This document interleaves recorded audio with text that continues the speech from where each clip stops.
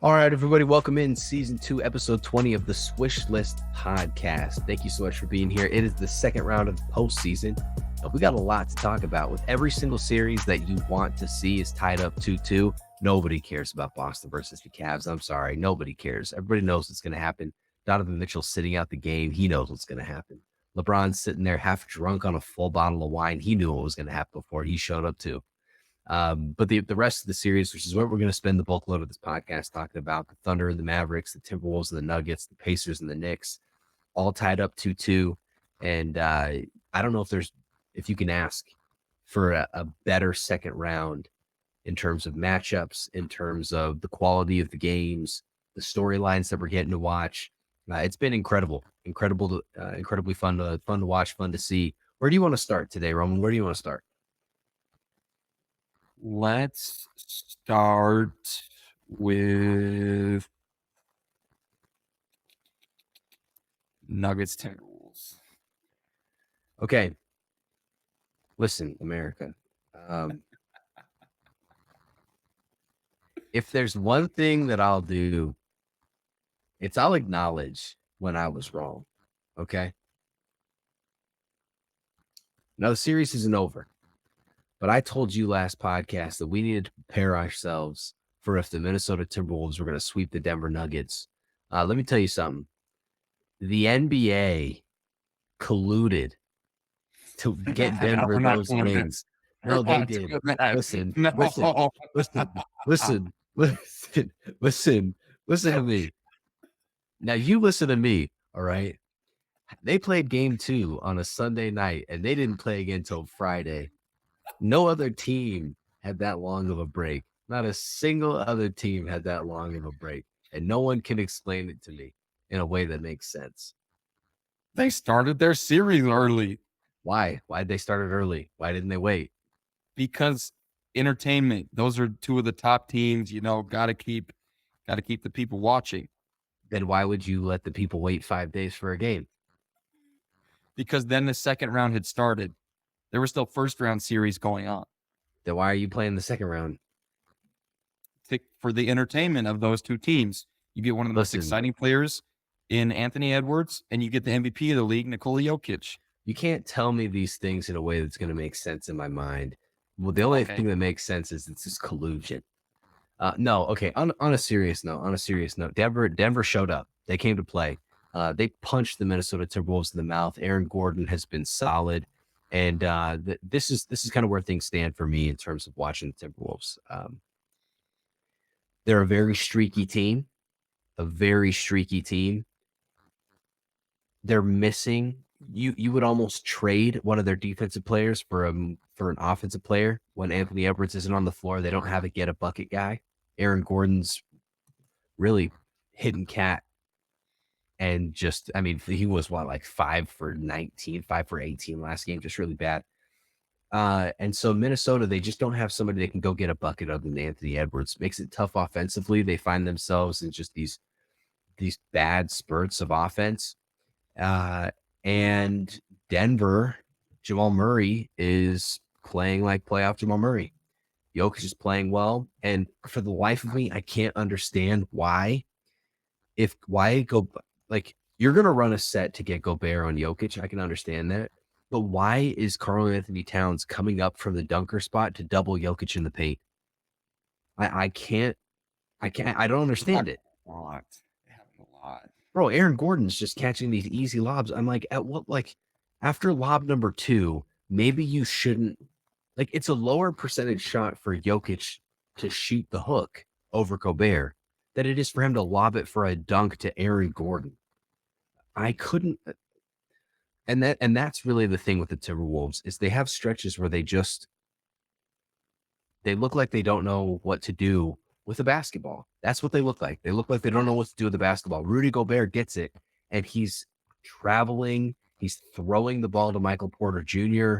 He doesn't have a post move. It's like when he touches the ball in offense, he's scared. He doesn't know what to do with it, and so he just makes a bad decision. He doesn't have one go-to move that he can use consistently, or he doesn't have to think.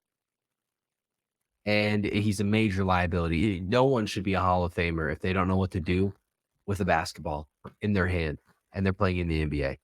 Rowan, where are some of the gaps in what I'm saying? What are you seeing in terms of schematically? What are you seeing schematically between Denver and the Timberwolves? Well, I was sure that the Timberwolves had game 4, bounce back game. But Aaron Gordon showed up. The guy shot over 90% from the field. I think he missed one shot, two from the 3-point line, had like 3 steals, 3 blocks. It was that kind of stat line, 6 assists, 9 rebounds, 20 plus points.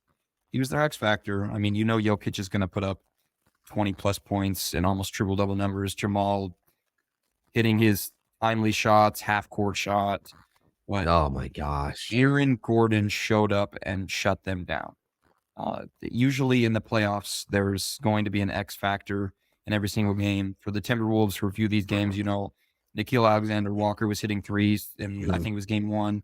Jaden McDaniels was really big for them in a few of the games, but the X factor for game 4 was definitely Aaron. He showed up, but like I said, I assumed this was going to be the bounce back game, but they couldn't bounce back, and I couldn't agree with you more with Rudy Gobert. He catches the ball and he just looks frightened. He is an anomaly. There's no other player like Rudy. He helps your team so much defensively, but you just see them look at him on the offensive end and you're just kind of like, but also with Cat too. Cat, like I saw this video and it was talking about Cat and it was like, oh, he's just a young player.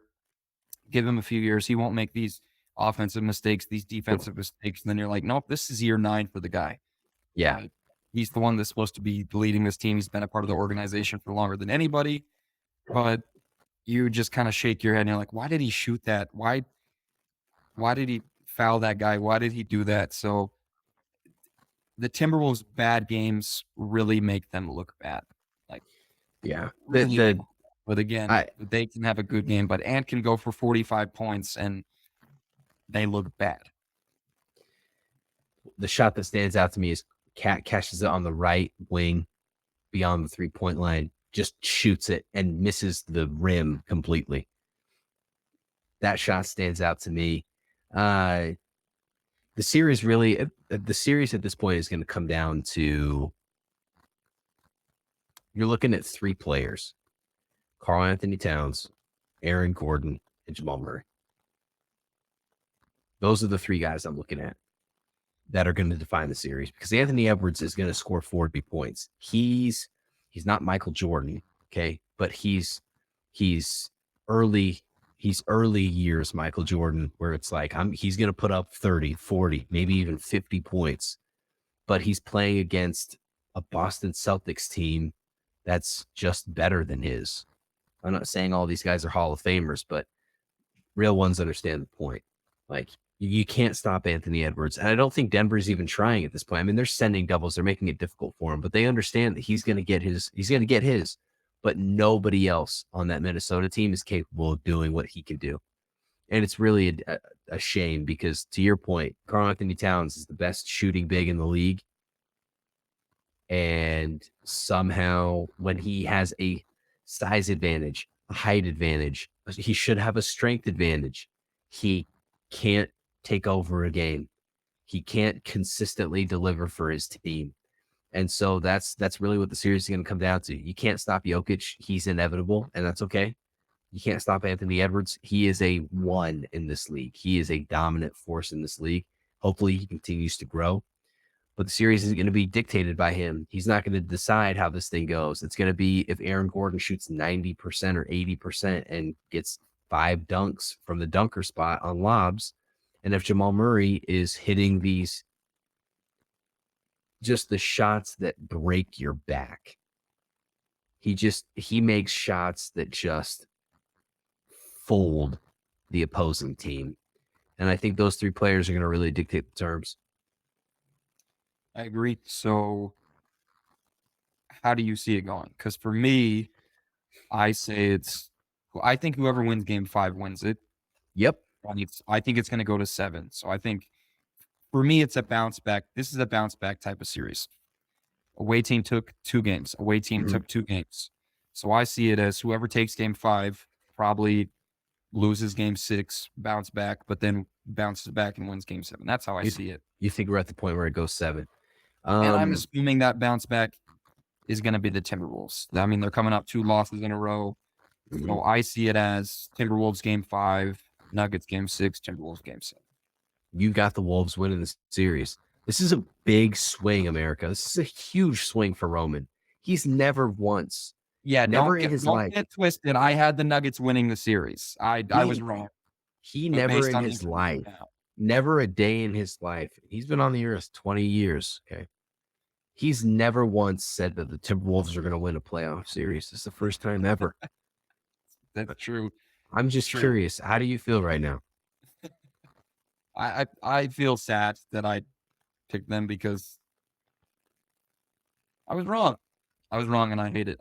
I just assumed the Nuggets were going to take it in 6, but yeah, they still could. I could be right. This is one of those based series. On the information now, I'm switching up. This is one of those series where like we're just going. Everybody's flip flopping right now. You're flip flopping like crazy. You're just like the Timberwolves are the greatest defense we've ever seen in the history of the world, and it's like you can't underestimate the champion, 3-time MVP Jokic. Yeah, they can't shoot the basketball anymore at home. I think whoever wins game 5 wins the series. I am a Timberwolves fan. I'm going to root for my Timberwolves to win it. I'd love to see this closed out in 6.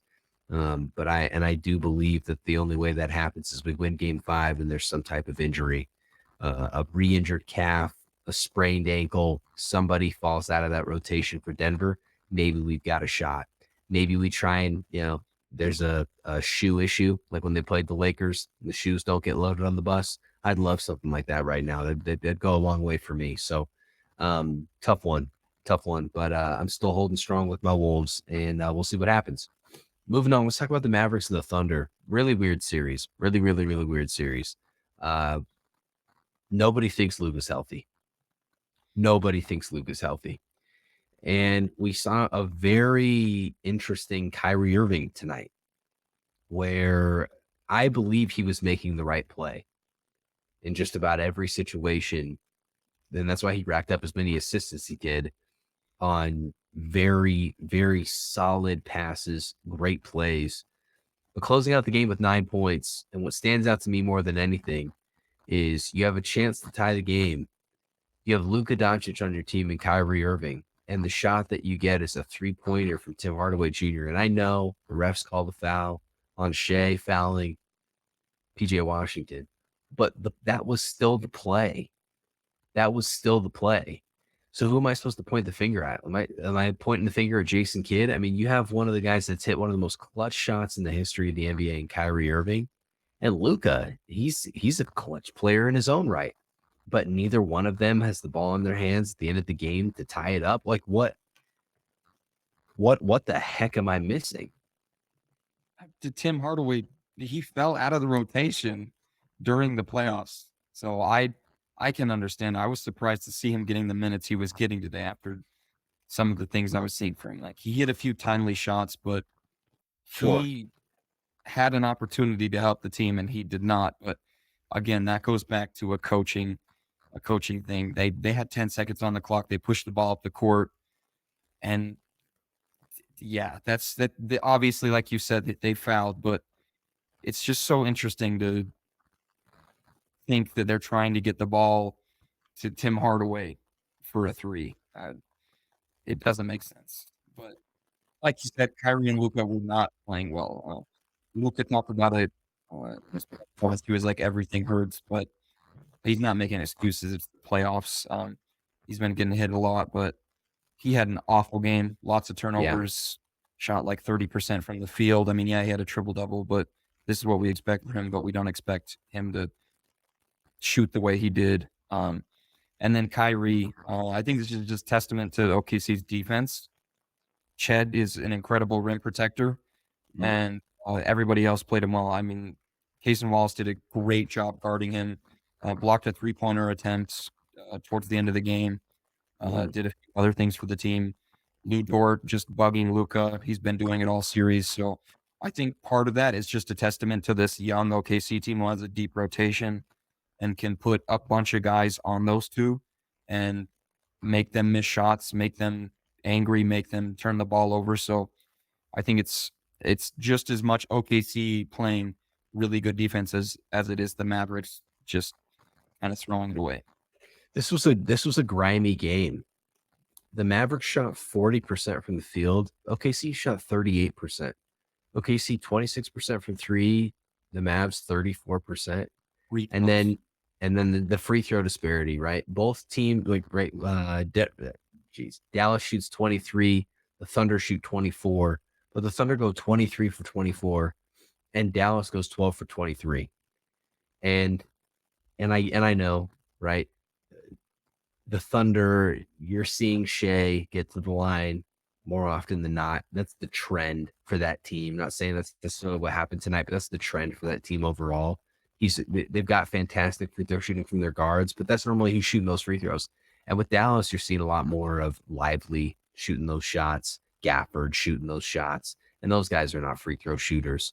But the one free throw that does stand out to me is Luka had a chance. He had a chance to make a clutch free throw when they needed it most. It wasn't a play that was being run for him or a set where Lou Dort's able to get up underneath him because he is a little bit hurt. This was ball stoppage, shoot a free throw, and he missed it. And this generation of players, nobody's going to call them out for that kind of stuff the way that they would a LeBron James or a Kevin Durant. We're going to kind of let it slide. I guarantee you they're just going to kind of let it slide tomorrow. But this is just something that needs to be noted. It's like this is a series that was ripe for the taking. They could have gotten a 3-1 lead tonight. And you're missing the shots. And your co-star, Kyrie, gives you 9 points. 9 points. I mean, really bad. The duo did not play well. No, and Luka it's not good at all. Calls the whole game. Yeah. This is the time where the refs are gonna call less fouls, and you shouldn't be worried about the refs as much. Let the coach worry about that. But Luka, in the middle of the game, while he's being guarded, Lou Dort will touch him, grab him, and he's dribbling, and he'll look over at the ref like, "You didn't see that? Hey, Luka, there's 12 seconds on the shot clock.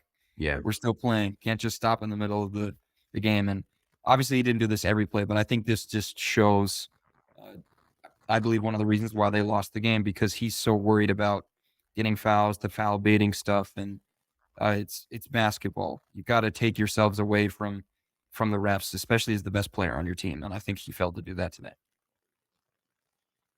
Yep.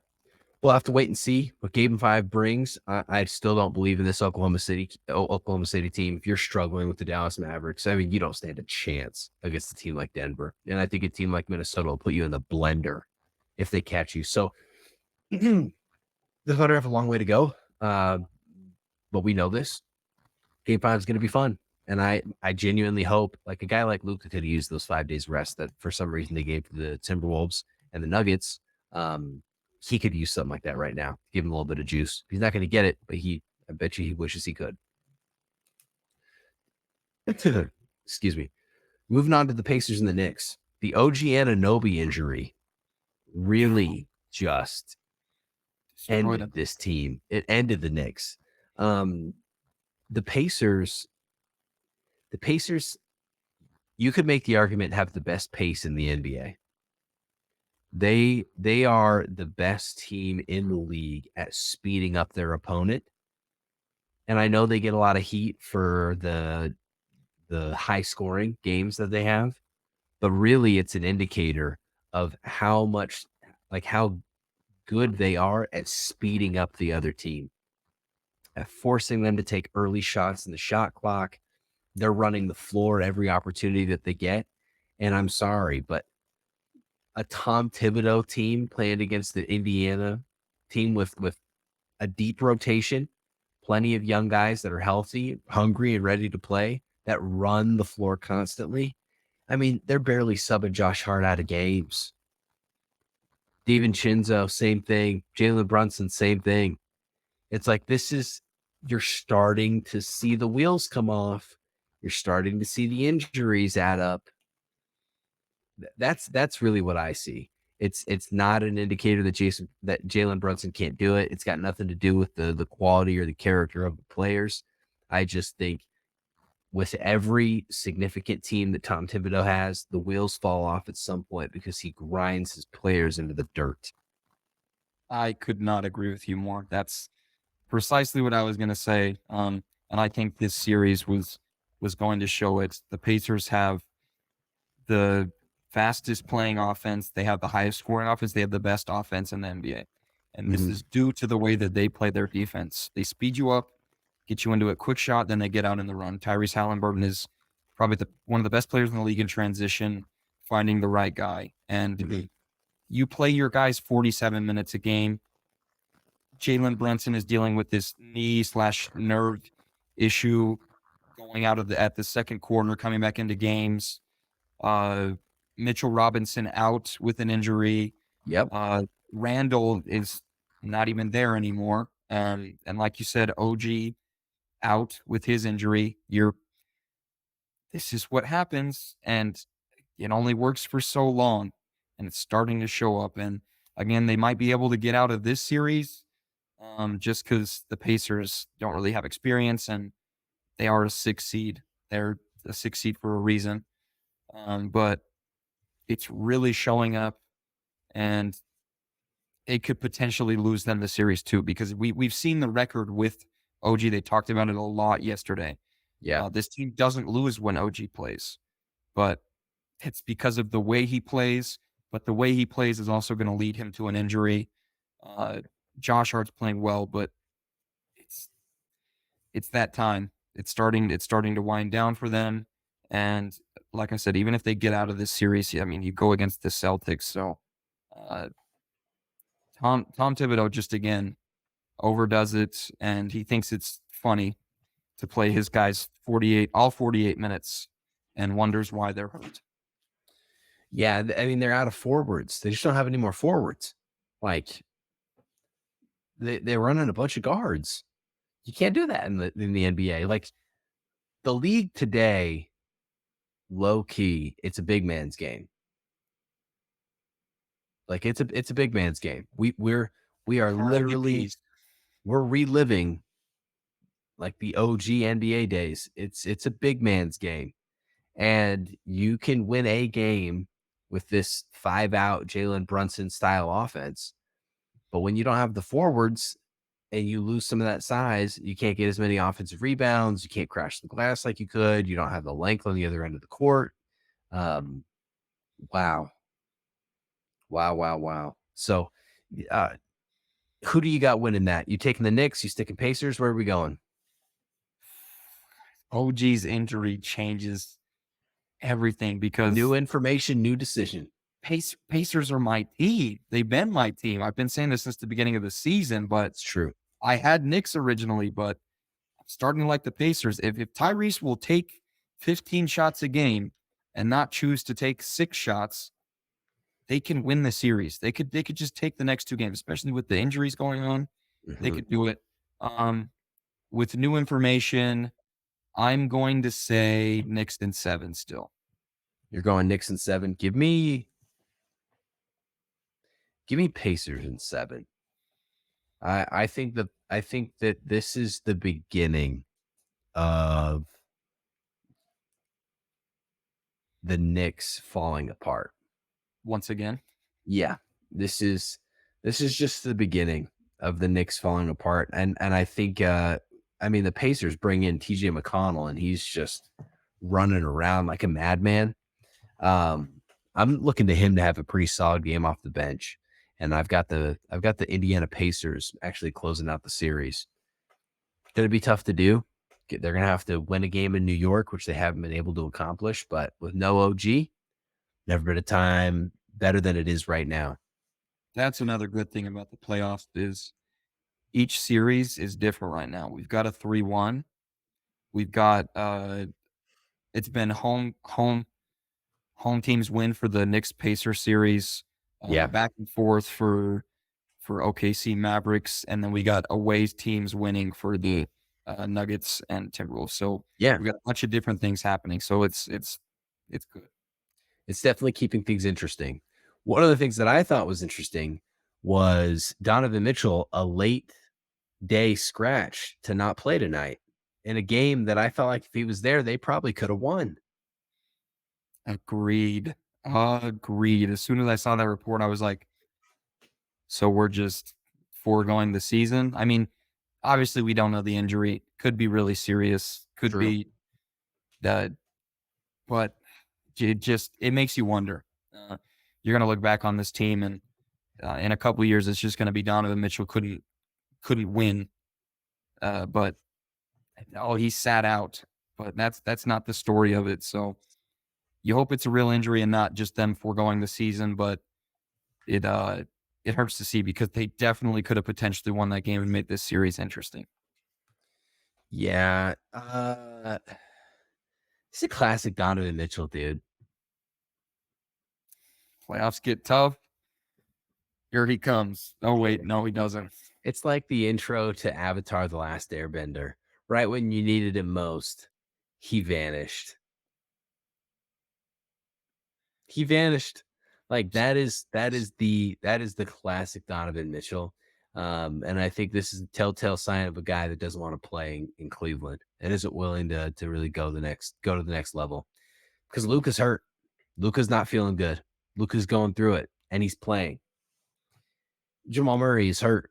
He doesn't feel good, but he's playing. And to your point, we may not know the severity of the injury, but I feel like if it's a late game scratch, at some point you had to have felt like there was a chance, unless it's just straight gamesmanship, which doesn't do anything to the Boston Celtics. Now the Jason, One of them, this better be a real injury. yeah, no, it better be. The Jason Tatum thing is interesting. A lot of people are roasting him on social media right now, basically saying that he's not a one. He doesn't have a killer instinct. All the same Jason Tatum things we've been hearing for what feels like a decade. I'm not going to knock the guy because he really does have a complete team around him. Would I want to see more from him? Yes. Is there a time and a place where maybe we will? Yes. Could he be conserving his energy on these teams that it doesn't matter really how well he plays? Sure. But the Boston Celtics are going to the finals. And if you're a Celtics fan right now, the only thing that you should be scared of is you're not going to play a legitimate team until you get to the finals. That's Probably what you should be afraid of. One of the easiest roads ever. The easiest road by seeding was actually Denver last year. No team has played that many low seeds in succession than the Denver Nuggets last season. So that's why I need the Timberwolves to win, is so that we can prove that Denver's actually a fraud, the fraud that they really are. Only time will tell. But only time will tell. I think Jason Tatum backed it up a little bit today. He had 33 and 11, something like that, distributing well. But again, he's not even leading his team in points per game in the playoffs. Jaylen Brown has still been the guy. Mr. Right Hand Only has still been the guy for them. But the Celtics team just has too many weapons to drop 4 games to any team. That's really all there is to say about it. If one of them has a bad game, Drew Holiday might go for 25. So they're playing this well without Kristaps Porzingis. So yeah, Derek White left the game as well. He was having kind of an off game, but he left the game as well. That's the thing to watch with Boston. If they lose a key player every series, keep an eye out. Last time they made it to the finals, we know what happened. We know exactly what happened. All right, around the NBA, we have the most boring NBA draft that has probably ever existed. We had the NBA lottery that no one cared about at all. Roman, how much of this is because they're trying to do these things during the postseason? They're literally competing with themselves versus there's just no players that anybody knows in the draft. That's exactly it. The first point. It's why are we trying to overlap? I never understood this. We've talked about this with NBA awards, and they do it with this too. There's so much time in the off season. Why can't we just wait? Why it's not that much longer. I don't understand it. It could be interesting. I mean, especially with the NBA season just ending, it would be a big conversation topic. The Hawks getting the number 1 pick, but it's like nobody cares. We're in the playoffs. Nobody cares about the Hawks. Yeah. Nobody cares about the Spurs. Nobody cares about the Pistons right now. That's off-season stuff. So it's just them. There's got to be some reason that we don't know, that I don't know, but I don't understand it. Neither do I. Push the postseason a week. Do all the awards one day and do the combine another, or the draft. Do the lottery and then the combine the other days. Do it Monday, Wednesday, Friday. But they won't. They won't. And it doesn't make any sense. And nobody cares to watch any of this stuff. You're telling me I could watch the Denver Nuggets play the Minnesota Timberwolves, or I could watch the combine. Watch somebody read a card. Yeah. Read a card that we didn't want to hear. There's just no, like, come on. What are we doing? In other news, LeBron James brings out his own bottle of wine, looks half drunk on the sideline. Just a mess. Why is LeBron in Cleveland? What are you doing? He's visiting his museum that they just put up for him. I thought he'd stop by at the game. Oh, yeah. Thought he'd stop by at the game. I was waiting for the players to say something to him, but it never happened. You know who else? Tyrese Maxey was at the game too. I saw that. I was looking. I was like, "Is that Tyrese?" He's a Clutch Sports client. So I wonder if it was like a Clutch thing. I'm not sure. Okay, could have been. But I'm not sure. NBA players making appearances after being eliminated is pretty funny. Yeah. Also, I would like to petition that the NBA stop putting freaking games on at 5:00 on the dot. I'm literally driving home from work. Can you please give me 30 minutes? They do it every other day. It's 5 at 5:30, 5 at 5:30. It's stupid. I don't know why they would do that. 5:30 is always perfect. Sometimes they even do 6, but whenever it's 5, it's like, it just seems early. But it's probably just because they want to get them done earlier, because if you're on the East Coast, you're watching a game till 1 a.m. sometimes. Yeah. But I don't care about the East Coast, though. Yeah, but people do. Most people do live over there. Okay. No, I guess you got a point. Yeah. It's a stupid one, but whatever. Bronny James is the only player keeping the combine alive. Bronny shooting 19 for 25 for 3 at the combine just proves that all you Vasa fitness guys, Gold's Gym, whatever you want to call it, I think you could have gone to the league. This man shot 19 for 25 in front of NBA scouts. In front of NBA scouts, and people are saying he might be a fringe NBA player at best. Yeah. If you're listening right now, you got a long ways to go. Go find the gym. Find the gym. You gotta have at least a 40-inch vertical too. You got to have a 40-inch vertical too. Maybe even 42, 43 by the time you're there. Well, that's it for the Swishlist Podcast this week. Really, just the biggest thing that we wanted to do was cover these games, give you guys an idea as far as what we're seeing, what we're expecting, and what's to come next. By the end of this week, Roman, some of these series might even be over. They might be over. And so this really is our time and our chance to get to talk about, the Denver Nuggets in a little bit more detail, and to really talk through these other teams as well. So it's a great opportunity. Let us know your thoughts. Who do you have winning these series? Let's look at Minnesota and the Nuggets. Comment below, Wolves or Nuggets. Who do you have winning? I want to know. And with that, Roman, send us off. We are here. It is the second round of the playoffs. The next time we talk, it'll probably be conference finals talk. We're on all your favorite platforms. We're on YouTube. We're on Facebook. We're on Instagram. We're on TikTok. We're on so much more. Talk to us. Interact with us. Let us know your thoughts. Let us know what you want us to talk about. Did we miss anything? Let us know. And if you're not, it's getting ridiculous. It's really getting ridiculous. Swishlist Podcast, episode 20. We are out.